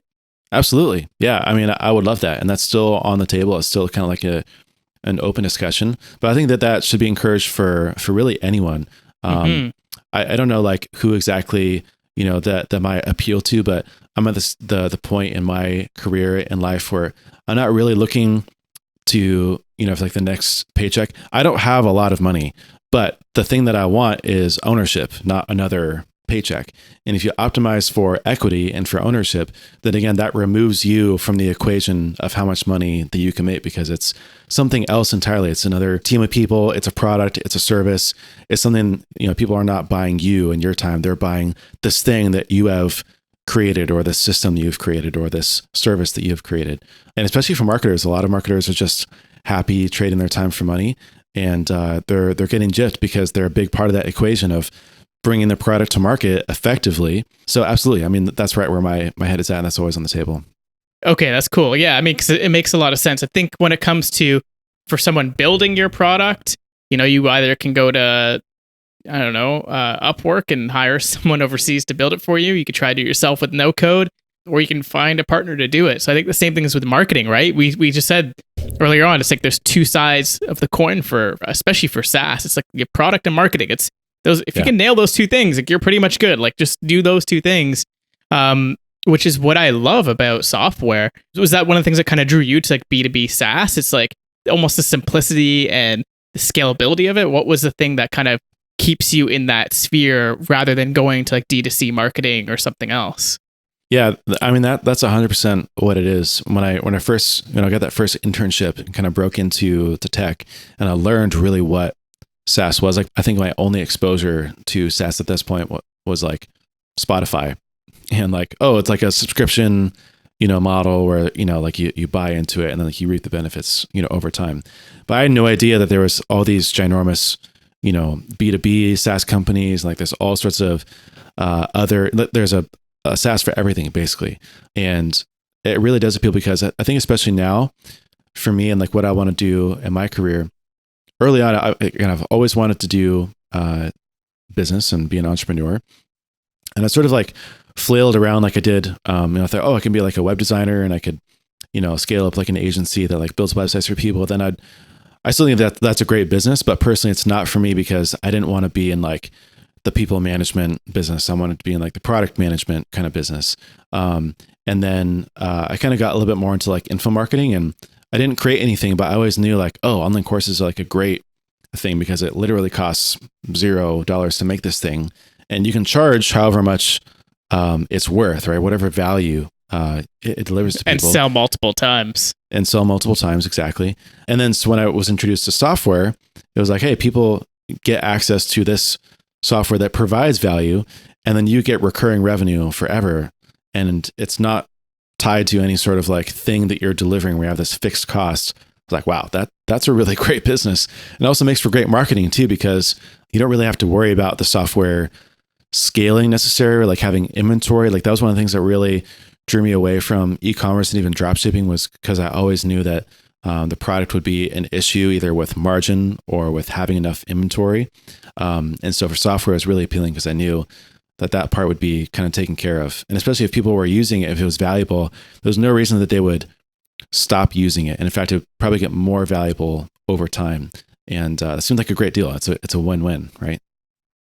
Yeah, absolutely, man. I totally agree. I think the software space is like probably the most exciting right now. I wonder when we're going to reach that point where it's like oversaturated, and there's just like, I guess with the no code might bring that into discussion where everybody and anybody can kind of make it. Right now, it's still pretty specialized. It's not the easiest thing to do.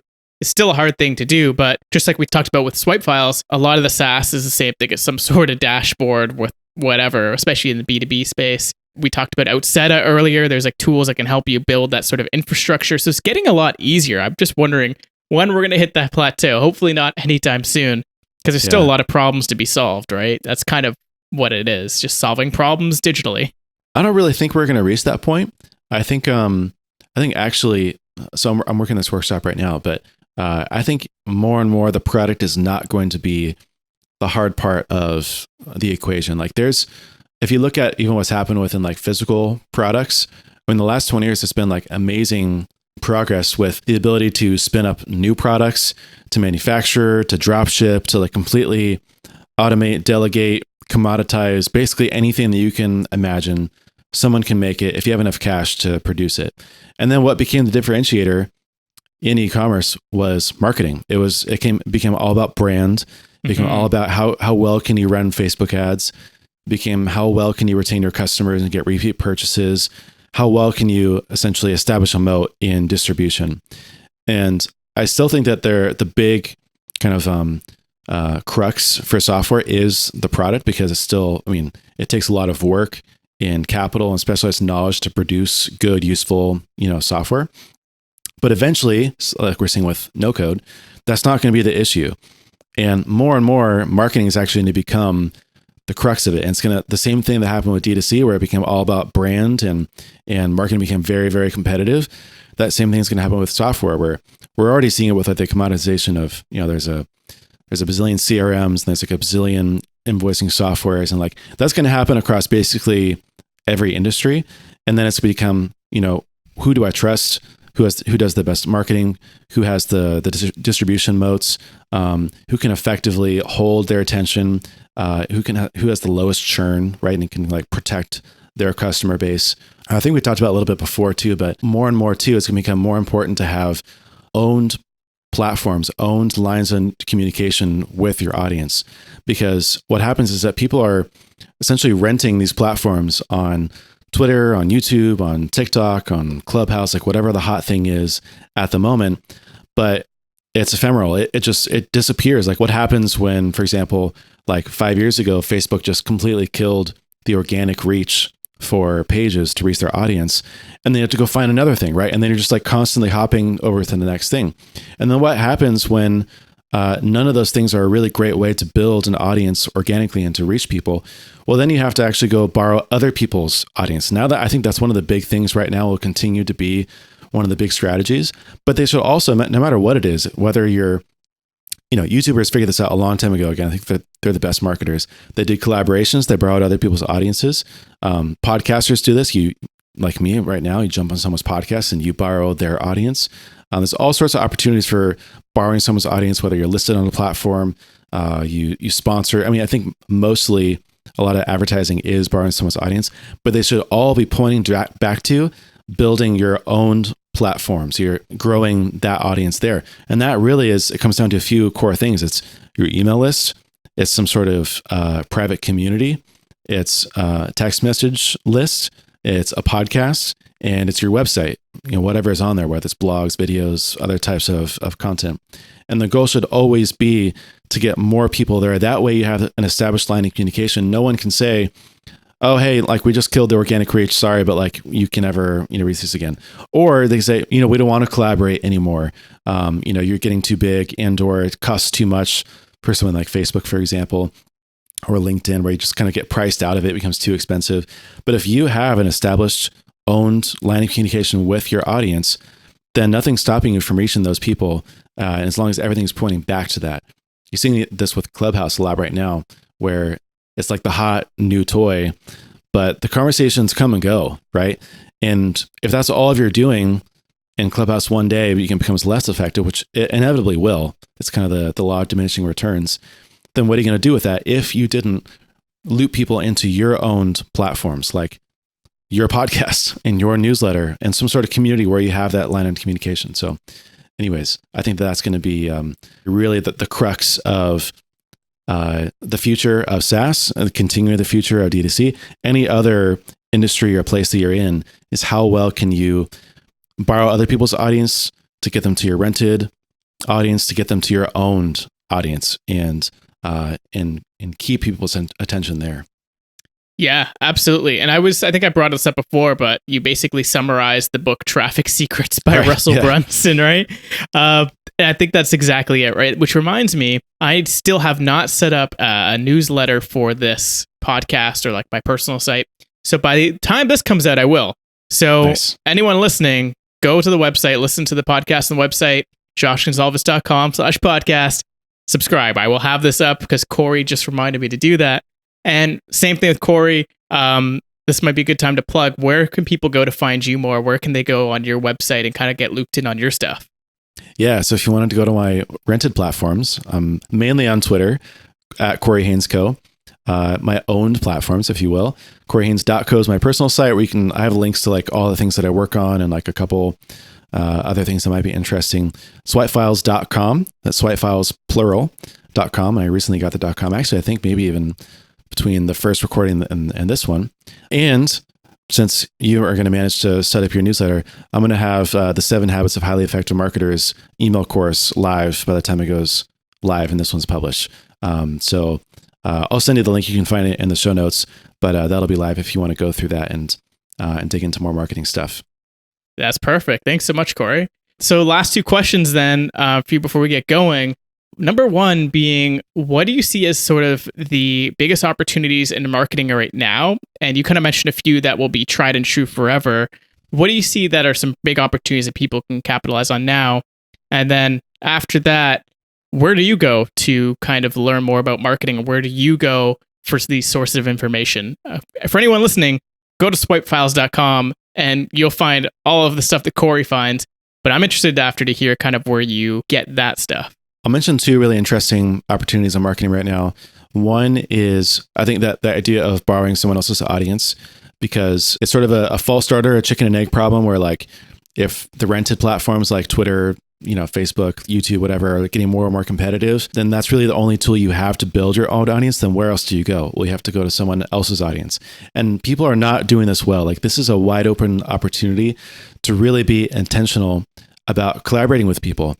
And again, having that give first mentality and not thinking like, hey, how can I like get on their podcast? But like, what can I say that would be valuable for his audience that will help him? And how can I help him share his podcast to grow his audience? And let it be kind of a win-win. But there's all sorts of opportunities between hopping on a podcast, between speaking at a conference, between running a giveaway and incentivizing people to share, your new book or whatever it is, sponsoring newsletters, writing guest posts. Like these are all things that are really good opportunities for anyone in any capacity that's not being taken advantage of if you can present a really relevant, personalized offer. And again, that's not what people are doing. So if you can take the time to do that and really figure out how you can borrow someone's audience, that's a really great strategy. An easy way to do that is to, again, do some customer research and just ask them, hey, who do you pay attention to? What do you subscribe to? What do you listen to? Where do you hang out online? Who are the people that you learn from and that you like? You kind of asked me that earlier with like people like David Perel, for example, was one of those big inspirations for me. And then that you'll start to just make a big list of like, all right, these are all the things and people that have the attention of my audience. How can I then go and figure out a way to collaborate with them and borrow their audience, quote unquote? The other one, a little bit more specific and tactical, is newsletter referral programs. And I'm actually going to plug one of the sponsors for my new podcast, Everything is Marketing, called Sparkloop. I've been using it for myself, but it's an amazing tool. And again, one of those things where you kind of think like, oh, why was this not a thing before? But I figured I'd mention it for you as well as you think about your newsletter. But it's basically creating a referral program directly within your newsletter and your emails. And so you incentivize newsletter readers to share with other potential newsletter readers and subscribe. And then you can set up these, really cool reward programs. And it's basically like a morning brew referral program for anyone and everyone. Basically, it's just like plug and play. It works really well with a lot of the big email service providers. They have a case study in there. It's like this one guy really used and leveraged the referrals to grow to like 50,000 subscribers in 5 months or something like that. It's crazy. And again, one of those things where like once it becomes mainstream, might not be as effective, but I think a staple for everyone nonetheless, and something you can definitely take advantage of now. That's awesome. But do you think free things are going to work forever? And funny you brought this up because I stumbled across that tactic earlier on for my apparel company, Longboy. And we grew like exponentially in like, I think 3 weeks by doing this, and it was giving away one of our own products. There's like a new jacket. We did like a champion partnership. So we had like the champion logo, Longboy logo, and we gave it out for free. And it's exactly what you described. It's like you have people sign up. And then once they've signed up, they can get extra points. So they have more draws or more tickets in the draw. And then you can tell them like, hey, go tweet this out and you'll get like 10 more points. Go share this on Facebook, get 10 more points. So we use something else called like a viral. Oh, this is different then. Yeah, this is different. So basically that'd be like a one-time campaign where this is like an ongoing incentive for anyone to share at any time. So instead of it being like a giveaway where it's, you share and then you get like extra entries, for example. Right. It's for everyone that you share and you reach certain milestones, like you unlock that reward automatically. So for example, like I know for swipe files, what worked really well was if someone just referred 2 other subscribers to the newsletter in particular, and they got those people to subscribe, which, it all does the tracking for you, then they'll get a free shout out within the newsletter. And just with that one incentive reward by itself, ongoing, I've had, I think, an additional like 400 or 500 extra subscribers just from that one kind of like initial award. And then I have another one where if they refer 5 subscribers, then they got I think 50% off their first year's membership. From that, there's been like kind of a power law, but like 10 people have unlocked that, and they have collectively brought in like another 1,000 subscribers. Like there's one lady, literally, she posted on like a Facebook group and brought in like 100 subscribers in one day, basically.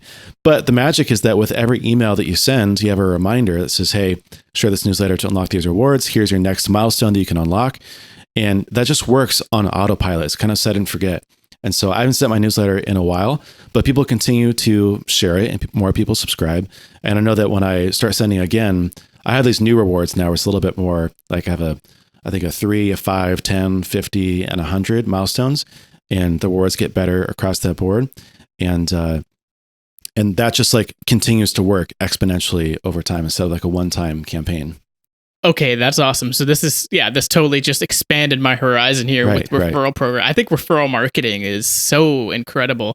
Again, I saw the power of it just from doing this giveaway, which it was a fixed time. It was only like 2 weeks, and people are getting more entries, and that it blew up exponentially very quickly over that time. So it'd be really cool to see that over the long term. So this gave me some more ideas. I'm sure anyone listening, it just got their minds just kind of sparked to be like, oh, I'm going to try this. So what was the tool again that you're using for that? Yeah, it's called Sparkloop, and you can find it at sparkloop.app. Cool. Okay, that's awesome. So I'll put the link in the description too and show notes. That's fantastic. So last question for you, man. You are obviously ungodly when it comes to marketing. You just know all this crazy shit. Where do you get it all, man? Where do you go to learn more? Oh man, a lot of different places. I think that for me personally, I think that again, this probably shows in like my whole kind of method and what I've been doing, but I've really expanded outside of the like marketing echo chamber. So I don't actually listen to a lot of like marketing podcasts and subscribe to a lot of marketing newsletters and read marketing blogs anymore. I'm more like taking ideas from other industries and other kind of disciplines and backgrounds. And I'm also just watching interesting people. Again, I think one of the things that I've learned is that like there are a lot of people. This is why I started the podcast, Everything's Marketing, because there are so many people who are amazing marketers who do not have marketing in their job title at all. They're YouTubers, they're podcasters, they're investors, they're entrepreneurs, they're customer success people, they're engineers, even they're dev people, but they're amazing marketers. And so I try to steal the best ideas from them. Someone like David Perel, I think I was just looking today, I was studying the way that he uses email courses for YouTubers. I think that there's a lot to learn about like thumbnails and titles and like the way that they kind of loop people in within the first 10 seconds. Like Mr. Beast talking about how to create a great YouTube video was like a masterclass, right? YouTube marketing is just like unlocked that all for free. So a lot of the people that I'm studying are kind of like a mix of like mainstream influencers and like niche influencers and just like people at the top of their field who are doing cool stuff and putting out a lot of content. So I can name a whole bunch, but that's like the whole kind of category of who I pay attention to. That's cool. And then you take all the best ideas, save it into Rome, save it into my mind to reference later. Yeah. And then eventually I'll start writing about it more again. I've been doing a lot of curating, a lot of assembling, and pretty soon it's going to turn into outcomes and things that I can actually have something to show for. That's really cool. Well, I mean, you kind of did that with the podcast already, so it'll be cool to see you kind of switch mediums going into the blog. Maybe you'll be referencing stuff from the podcast, transmedia style. I don't know if I told you about this or I brought it back up. The whole idea of transmedia is, you can tell the same story or sell the same thing or talk about the same thing in multiple ways. You start it as a YouTube video, it could be a podcast, put it in the blog, and it's all interconnected. So I think, just like Rome style, it's, playing with different mediums and connecting it all into different ways. So I'm excited to start seeing that a lot more from a lot more people as well. Yeah. And in fact, the reason why I haven't done a lot of the newsletter writing, and people should subscribe to the newsletter because it's about to, like, the content production is going to start going up, but I needed to figure out this first kind of piece of input, which is actually the podcast. Because what I'm finding is this, again, this virtuous flywheel where I'm interviewing people for the podcast, which in and of itself is a great way, kind of like a marketing tool, gain attention, borrow their audience when they share. But also the things that I'm learning from them, I can apply to myself, but also I can teach people and kind of extract what works for them and use that for other content in my courses, for maybe a future book that I work on, for the newsletter, for blog posts, for tweets. For example, I'm gonna write about it pretty soon, maybe by the time this comes out, but I'll just leave this with this one last kind of like example is I was talking with, again, Alex Hillman for the podcast, go listen to that podcast episode. And I asked him what's in his swipe file, and like what's like a notable marketing example that he likes. And it was so surprising because he said that he was actually studying Twitch streamers, and he was just like fascinated with streamers. And he was talking about how this one guy, I forget his name now, but I have it in the episode and you can go find it. He's a streamer. He was trying to figure out how to reach more people, and like he was very entrepreneurial, wanted to kind of like get into more people. And he actually he was like appealing to a lot of other streamers. And one of the big issues with streaming is that you can't use copyrighted music, right? And so people are like, they're playing like these really lame kind of like background music, noise. Yeah, just like stand-in music. So what he did was he went and paid basically like a band, like a musician, an artist or producer, to produce a whole playlist of copyright-free music. And it's basically like engineer's marketing, because then he promoted it as like this big thing where here's like his playlist that other Twitch streamers will play. And what's playing, like you can see what's playing for each one of the streamers. It's by him, right? So then there's always like a tie back to him, right? And I think from that, like he's just like blown up, and like it's just an amazing like long-term thing that's like, wow, like that's such a great example of marketing and like really creative engineering as marketing example that you would never would have thought of, but also then you can start to think about, okay, how can I do this for my industry and for what I want to do? And so there's all sorts of ideas and tangents that you can go down, but that now will be one of the things that I can talk about as like, here's a really creative marketing idea you probably would never heard about, but that I am going to teach you that you can take for yourself. That is awesome, man. I'm so excited. I'm going to go listen to that full episode now, because that's so cool. Yeah. Okay, man, I think I asked you this last time, but I like to end off every episode with this. What is something that you're super excited about coming up? Something you're working on, something coming up? What's exciting you? Yeah, I'm really, really stoked about the Swipe Files community, to be honest, just to continue to invest in it and interact with people there and grow relationships there. It's been a surprisingly fun and like meaningful endeavor, because I think it's one thing to like help someone one-on-one and like, either through like just like getting a coffee or like consulting or just, giving advice to someone. It's also another thing to help people kind of at scale, like one-to-many, and to teach, in like a classroom setting or through a course or through a blog. But it's another thing entirely to like facilitate and help people help other people, if that makes sense. And so the community is such a really cool place. And I just like fallen in love with the whole idea of the community, of people helping each other. And like every day I log in and there's questions and comments and replies of people like answering and just like brainstorming together. And it's really, really fun. So I'm excited to like keep investing into that, see where it goes, and keep seeing more and more people in the community. Well, that's awesome, man. And it's really cool to see you invest so much into the education of this stuff. It's obviously you go through lots of courses yourself and you're really into learning. Something that I hadn't really been into until like of recent years. And one thing that brought up with the community is just like, I remember I had one of the best philosophy professors in university, and he kind of like, I don't know if he was like off his meds or something. He's a philosophy professor, right? He's just like, yeah, university is pretty much bullshit. What university is what you learn from all the other students around you. So I think that's the perfect example right there with your community. 100%. Yeah, this is amazing. Corey, thanks so much for second round. I'm excited to do a third round. Maybe I'll find the backup audio of the last one. People want to listen to it as like a bonus episode or something. Yeah. We cover a lot of the same stuff. But anyone listening, go check out Swipe Files. Go on Corey's website. hit him up on Twitter. I'll post all of your links in the description of this podcast, Corey. I really appreciate you bestowing me with your wisdom, and thank you so much for coming back on Meld. Absolutely. Thanks for having me. It's a ton of fun, and I appreciate it.